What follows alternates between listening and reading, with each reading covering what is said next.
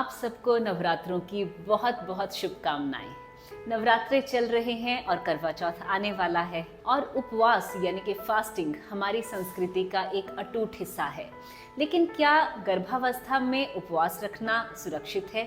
क्या इसका असर गर्भस्थ शिशु पर पड़ सकता है? हेलो, मैं हूं doctor Manjula, MM hospital Jalandhar से।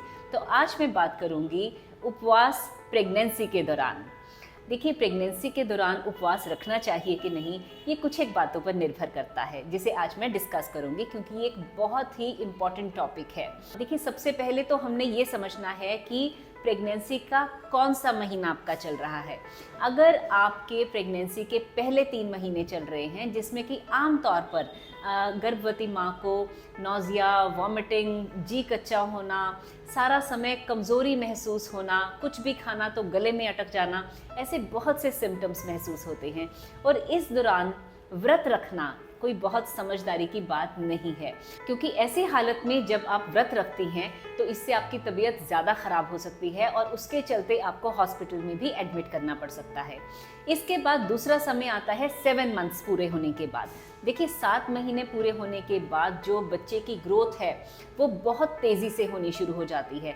और एक बात आपको हमेशा याद रखनी है कि प्रेगनेंसी के दौरान जो बच्चे का न्यूट्रिशन है वो टोटली मदर पे डिपेंडेंट होता है, और अगर आप फास्ट रखती हैं तो इसका असर बच्चे की ग्रोथ पर पड़ सकता है। तो यानी कि प्रेगनेंसी के पहले 3 महीने और आखिर के 2-2.5 महीने, इसमें आपको प्रेफरेबली उपवास को अवॉइड करना है।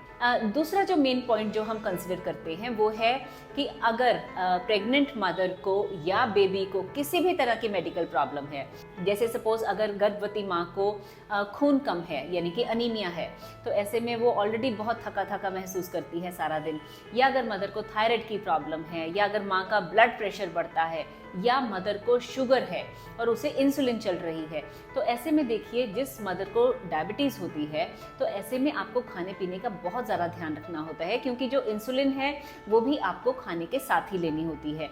तो अगर आप ऐसे टाइम में व्रत रखती हैं तो इससे आपके शुगर लेवल्स सडनली ड्रॉप कर जाते हैं और ये बच्चे और माँ के लिए बहुत डेंजरस हो सकते हैं।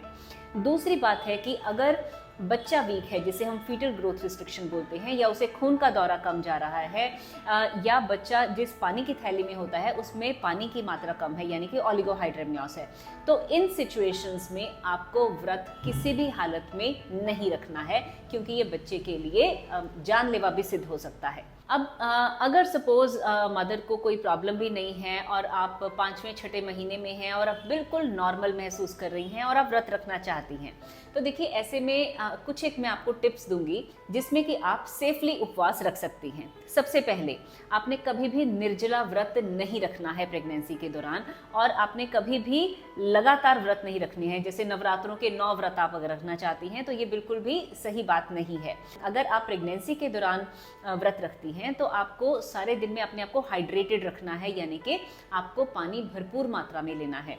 तो ऐसे में आप पानी ले सकती हैं, कोकोनट वाटर है, ORS आप बार बार ले सकती हैं, या कोई सब्जियों का बना सूप है। ऐसे जो हेल्दी ड्रिंक्स है वो आपने लेने हैं।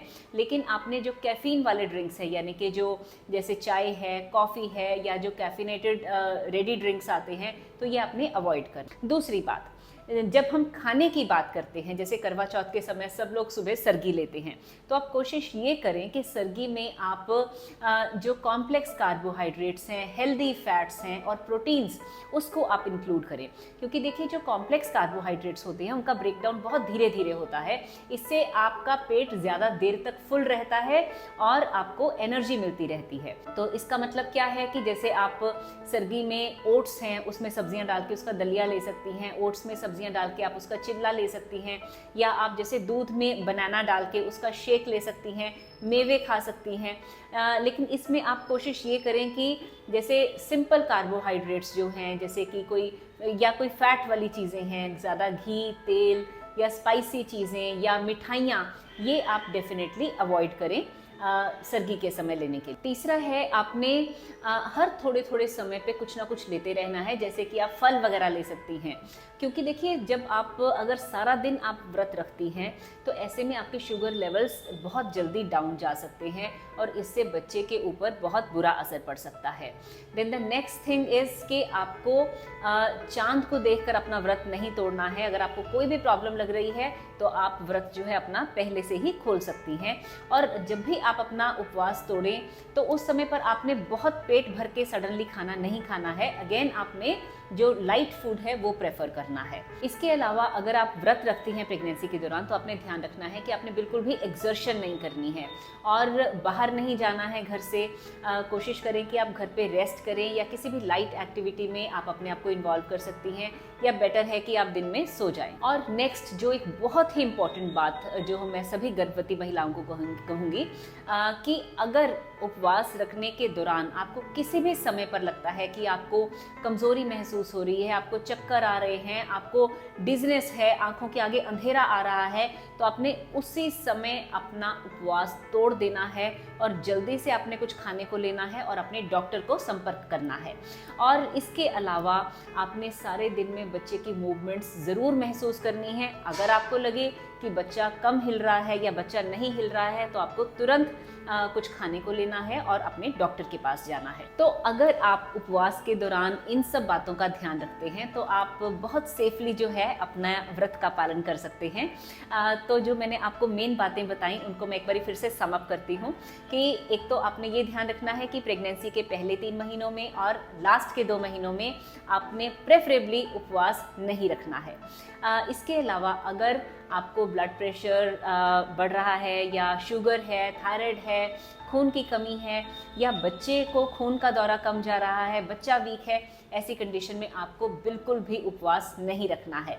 और तीसरा, अगर आप उपवास रखते हैं तो जो मैंने आपको सभी बातें बताई कि आपने पानी ज़्यादा पीना है, फ्रूट टाइम टाइम पर खाते रहना है, निर्जला व्रत कभी नहीं रखना है और खाने में आपने कॉम्प्लेक्स कार्बोहाइड्रेट्स लेने हैं, बच्चे की मूवमेंट का हमेशा ध्यान रखना है। तो अगर आप इन सभी बातों का ध्यान रखती हैं तो व्रत रखना काफ़ी हद तक आपके लिए सेफ हो जाता है। अगर हम शास्त्रों की भी बात करें तो शास्त्रों में भी गर्भवती महिला को व्रत रखने से मना किया गया है। बेसिकली जो व्रत है ये हमारे शरीर का शुद्धिकरण करता है, जिसे हम डिटॉक्सिफिकेशन बोलते हैं।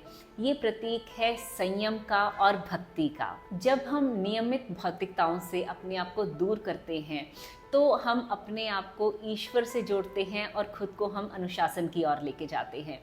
तो हमें इन सब रीति रिवाजों की जो ट्रू फीलिंग है, जो उसकी सही भावना है, उसको समझना है और कभी भी हमने कोई भी ऐसी चीज़ डर के मारे नहीं करनी है। सो आई रियली होप कि आपको ये वीडियो में से बहुत इम्पॉर्टेंट और मीनिंगफुल जानकारी मिली होगी। And I would really request all of you कि आपको अगर लगता है कि आपके इधर उधर कोई गर्भवती महिला है तो आप उसके साथ इस वीडियो को ज़रूर शेयर करें ताकि उसको इसके बारे में सही जानकारी मिल सके। वीडियो देखने के लिए आपका बहुत बहुत शुक्रिया। If you like my videos, do subscribe to my YouTube channel. Thank you.